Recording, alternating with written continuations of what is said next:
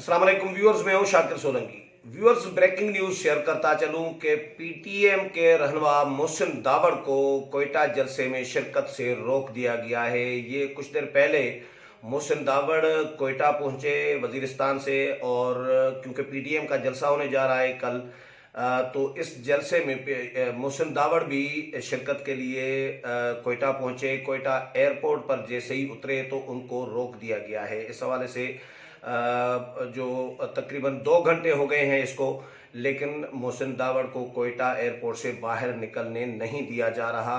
बलूचिस्तान की जो सूबाई हुकूमत है उसने ये इक़दाम किया है। मोहसिन दावड़ के हवाले से कहा जा रहा है कि मोहसिन दावड़ पर 3 महीने के लिए सूबे में दाखिले पर पाबंदी आयद की गई थी, और अब 3 महीने अभी तक नहीं गुजरे, इसलिए मोहसिन दावड़ को कोयटा में शहर में दाखिल नहीं होने दिया जा रहा। और मोहसिन दावड़ ने भी एहतजाजन वो एयरपोर्ट पर ही बैठ गए हैं, और मोहसिन दावड़ का ये कहना है कि मैं वापस किसी सूरत नहीं जाना चाहूँगा और नहीं जाऊँगा।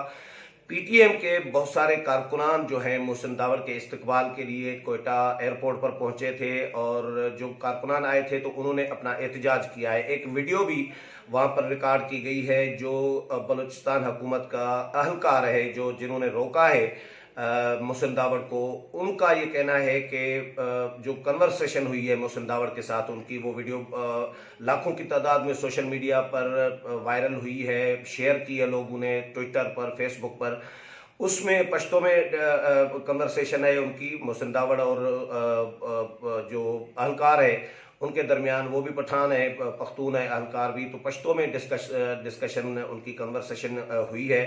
उसमें वो बता रहे हैं, जो अहलकार हैं बलूचिस्तान हुकूमत के, मोहसिन दावड़ को कह रहे हैं कि हमें ऊपर से हुक्म है कि आपको हम कोयटा एयरपोर्ट से बाहर जाने न दें, तो हम हुक्म के पाबंद हैं और हम आपको बाहर नहीं जाने देंगे। तो मोहसिन दावड़ ने फिर उनको कहा है कि चले फिर मैं कोयटा एयरपोर्ट पर ही बैठ जाता हूँ, मैं वापस तो नहीं जाऊँगा।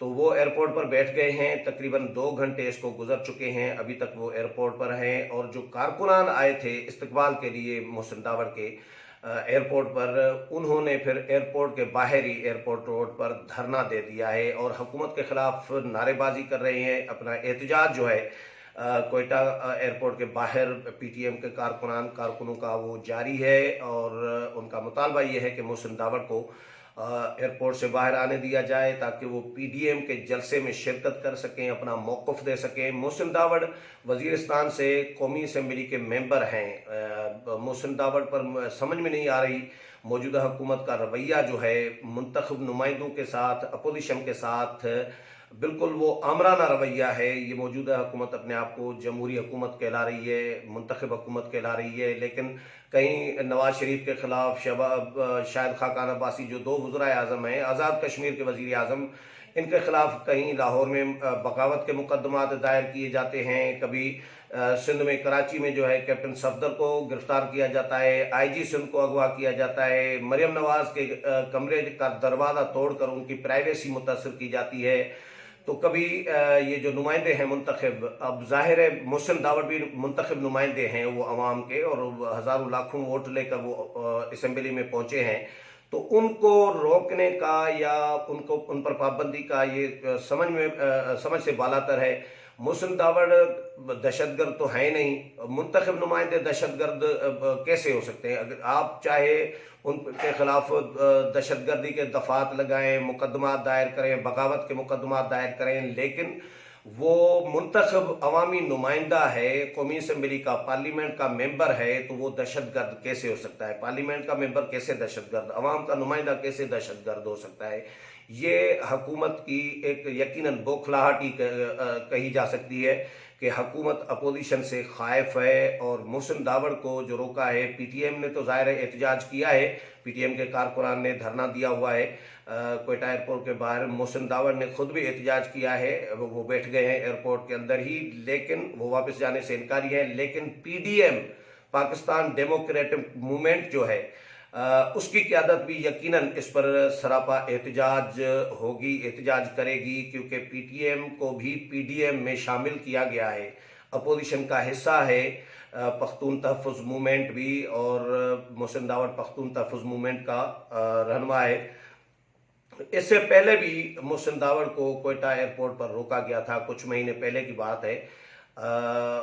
उस पर भी एहतजाज किया गया था। ये दूसरी बार कोयटा एयरपोर्ट पर मोहसिन दावड़ को रोका गया है। कराची में फिर एक मुकदमा दायर हुआ था मंजूर पश्तीन के खिलाफ, और उस मुकदमे की भी बड़ी कहानी ज़बरदस्त थी। पीपल्स पार्टी के जो जिम्मेदारान हैं, जो मरकज़ी रहनुमा हैं, सिंध हुकूमत से जो ताल्लुक़ रखते हैं, उनसे हमने जब मालूम किया था कि भाई सिंध में पीपल्स पार्टी तो पीटीएम के मौक़िफ़ की हिमायत करती रही है, बिलावल भुट्टो जरदारी हिमायत करते रहे हैं, तो मंजूर पश्तीन पर कराची में मुकदमा कैसे हुआ? बिल्कुल ये कैप्टन सफदर वाला ही सीन उनके साथ हुआ था। जिस तरह कैप्टन सफदर को गिरफ्तार करने के लिए आईजी सिंध को मुबैना तौर पर अगवा किया गया, प्रेशराइज किया गया, फोर्सली आईजी सिंध से जो है आर्डर जारी कराया गया कि इनको गिरफ्तार किया जाए, कैप्टन सफदर को।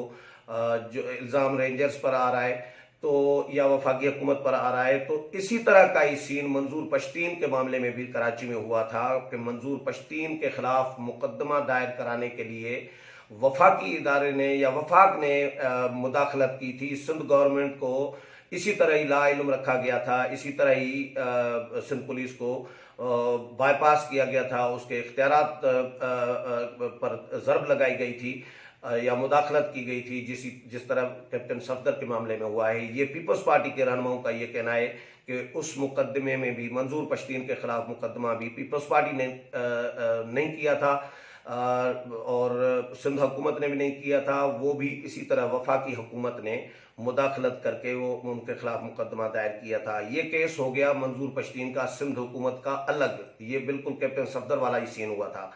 लेकिन कोयटा में क्योंकि ज़ाहिर है